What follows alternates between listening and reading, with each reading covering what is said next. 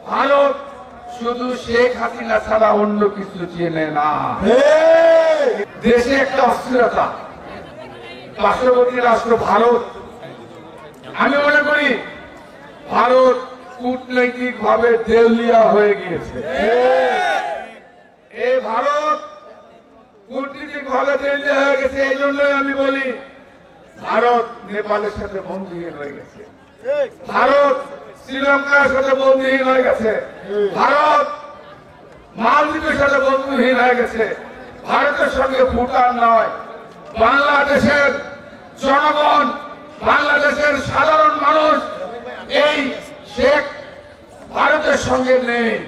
কারণ ভারত শুধু শেখ হাসিনা ছাড়া অন্য কিছু চেনে না।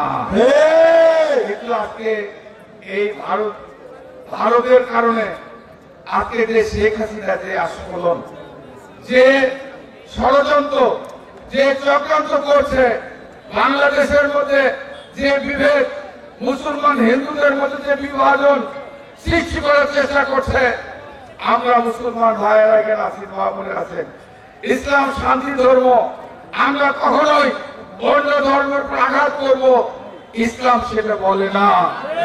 আমরা শান্তি বিশ্বাস করি।